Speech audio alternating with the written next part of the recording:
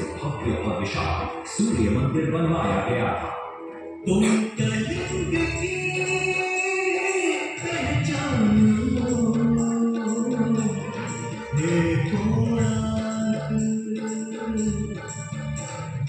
इतिहास का स्वाभिमान हे कोणार्क, कलाकृति के मुख्य द्वार जग में, कला शास्त्र के दिव्य जल पत्थर में, विश्व गुरु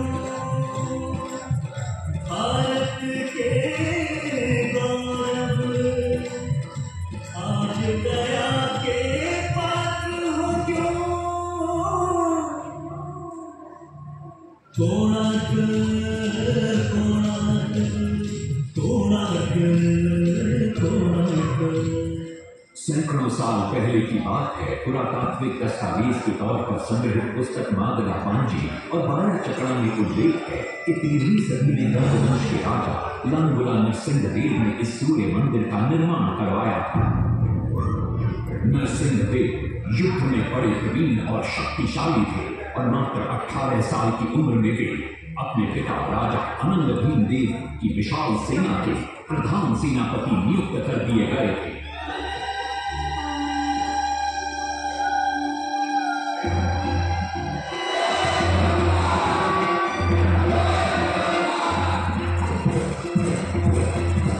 सेनापति बनने के बाद नरसिंहदेव ने अपने कुशल नेतृत्व से दक्षिण के कई आक्रमणकारी राजाओं को युद्ध में हराया।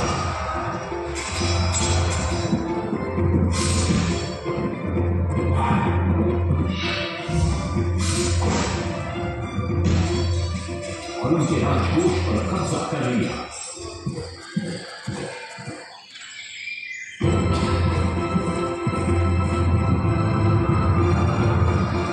तत्पश्चात उन्होंने विजय पूजा, जिसे आज हम वारंगल के नाम से जानते हैं,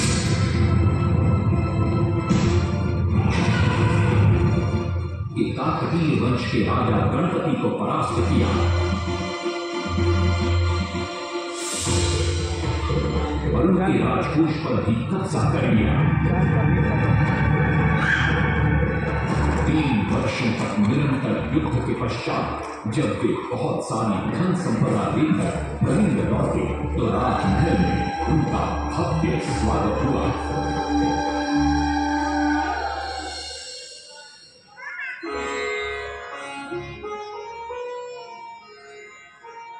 राजमाता कस्तूरी देवी पुत्र नरसिंहदेव की वीरता से बहुत प्रसन्न हुई और पुत्र के सामने अपने मन की इच्छा प्रकट की।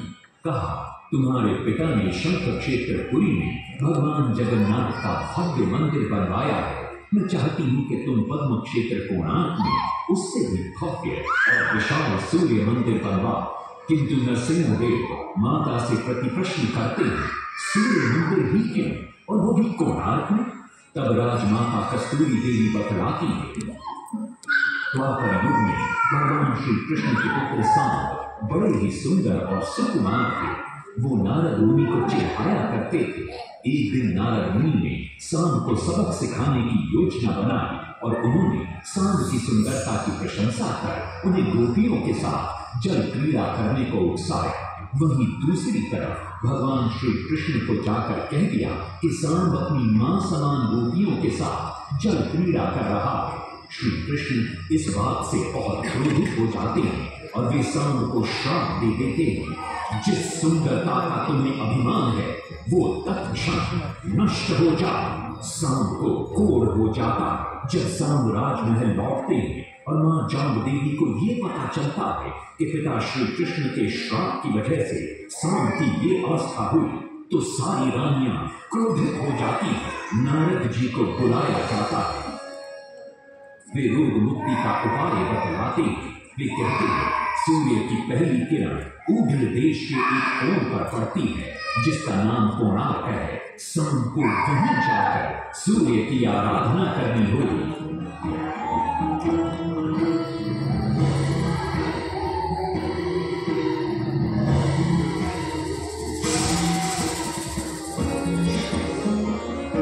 बहुत ही लंबी और कठिन यात्रा के पश्चात सांब अपने सैनिकों और सेवकों के साथ कोणार्क की चंद्रभागा नदी के तट पर पहुंचते हैं और नित्य प्रातः स्नान के बाद सूर्य की आराधना आरंभ करते हैं।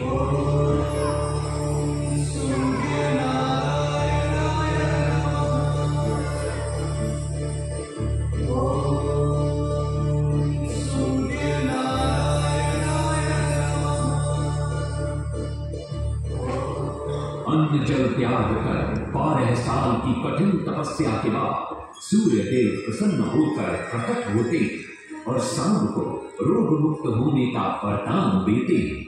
पुत्र, आज रात्रि के चतुर्थ प्रहर में स्नान करते समय नदी के तल में तुम्हें एक वस्तु मिले, वो मेरा ही प्रतिरूप होगी। उसका स्पर्श पाते ही तुम इस कोढ़ रोग से मुक्त हो जाओगे।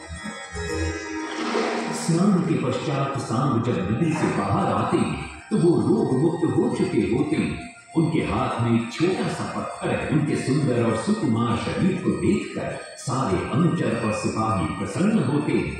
सांब उस पत्थर को वहीं स्थापित कर एक छोटा सा मंदिर बनवाते हैं। लेकिन जब उन्हें ज्ञात होता है कि सूर्य पूजा का विधि विधान यहाँ किसी को पता नहीं है तो वे चिंतित हो जाते हैं। वे ध्यान में बैठते हैं। सूर्य देव पुनः प्रकट होते हैं और सांब के पूछने पर बतलाते हैं कि दूर पश्चिम में साक्य देश के मागा ब्राह्मण पूजा की विधि विधान जानते हैं। सांब साक्य देश की ओर निकल पड़ते हैं, जो आज का ईरान है। महीनों की लंबी यात्रा के बाद सांब 18 मागा ब्राह्मण परिवारों को साथ लेकर कोणार्क लौटते हैं और सूर्य मंदिर में पूजा शुरू हो जाती है। राजमाता कस्तूरी देवी नरसिंह देव को बतलाती है कि विवाह के कई वर्षों बाद तक जब हम निसंतान थे, मैंने भी उस सूर्य मंदिर में पूजा अर्चना की और तुम पुत्र रूप में मुझे प्राप्त हुए। माता की बात सुनकर नरसिंह देव मां को कोणार्क में संसार का सबसे भव्य और विशाल मंदिर बनाने का वचन देते। सदाशिव सामंतराय महापात्र, जो शिवई सांतरा के नाम से लोकप्रिय थे, वे अपने सहयोगी बीसू महाराणा के साथ मंदिर का प्रतिरूप बनाते और नरसिंह देव के समक्ष प्रस्तुत करते हैं। नरसिंह देव मंदिर का प्रतिरूप देखकर अभिभूत हो जाते हैं और शीघ्र मंदिर निर्माण कार्य आरंभ करने का आदेश देते हैं। से बड़े-बड़े पत्थर लाए गए, जितने पत्थर डाले गए सारे टूट गए। पानी को डाला, उसमें डाले गए, नहीं पता डाला, सारे टूट गए। सिर पे सांतरा हुए परेशान, किस विधि मंदिर बने। सिर पे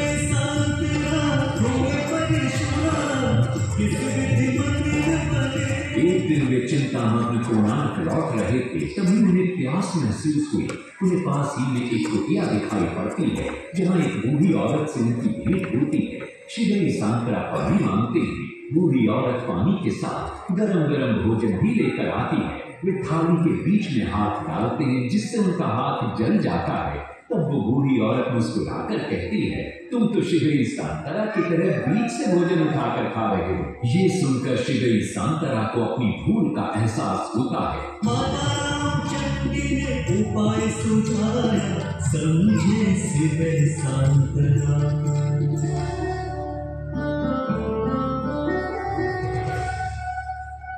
तत्पश्चात वो किनारे से पत्थर डलवाना शुरू करते हैं और मंदिर निर्माण का कार्य तेजी से आगे बढ़ने लगता है।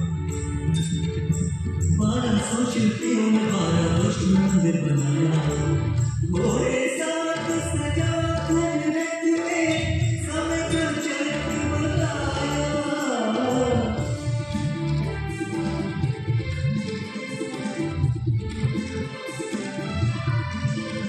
दूसरी तरफ कलिंग के उत्तर के राज्यों के नवाबों के बार बार राज्य पर आक्रमण हो रहे थे। इन आक्रमणों से क्रोधित होकर नरसिंह देव अपनी विशाल सेना को लेकर युद्ध के लिए निकल पड़े।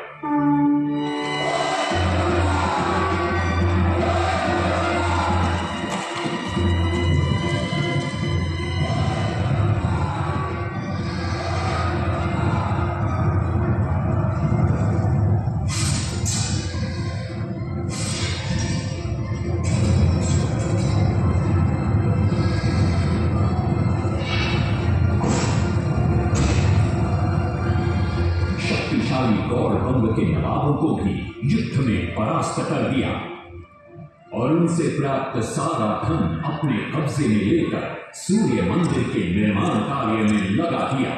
1200 कारीगरों के अथक प्रयास से 12 साल बाद विशाल और भव्य सूर्य मंदिर बनकर तैयार हुआ। उस समय के लोगों में वास्तु शास्त्र, ज्योतिष शास्त्र और खगोल शास्त्र का जो ज्ञान था, उसे देखकर आज के बड़े बड़े वैज्ञानिक भी आश्चर्यचकित रह जाते हैं। कई प्रयासों के बाद भी मंदिर के गुंबद पर कलश स्थापित नहीं हो पा रहा था। क्रोधित नरसिंहदेव ने आदेश दिया कि कल प्रातःकाल तक यदि कलश स्थापित नहीं हुआ तो सबके सर धड़ से अलग कर दिए जाएंगे। सभी शिल्पकार घोर चिंता में डूब जाते हैं।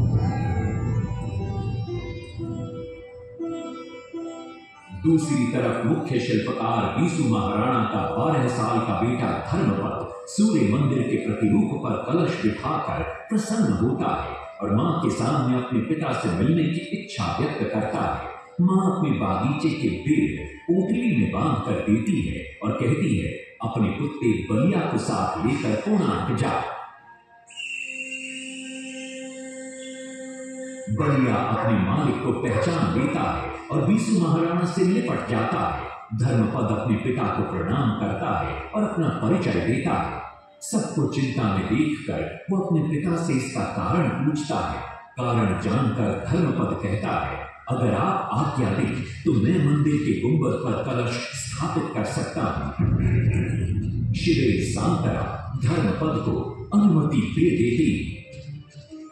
धर्मपद गुंबद पर चढ़ जाता है और कुछ ही समय के प्रयत्न के पश्चात वो कलश को स्थापित करने में सफल हो जाता है। गुंबद पर कलश स्थापित होते ही नीचे गर्भगृह में चारों दिशाओं में लगे चुंबकों के आकर्षण से सूर्य महाप्रभु की मूर्ति शून्य में स्थापित हो जाती है। सब धर्मपद को कंधे पर बिठाकर खुशी से नृत्य करने लगते हैं।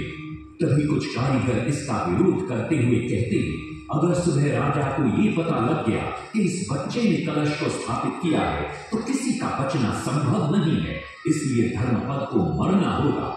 इस बात से शिवेर सांतरा बड़े क्रोधित हो जाते हैं। भीषण वाद विवाद छिड़ जाता है। ये सब देखकर धर्मपद गहरी चिंता में पड़ जाता है और वो सोचता है कि यदि मेरे जीवित रहने से इन सब का सर काट दिया जाएगा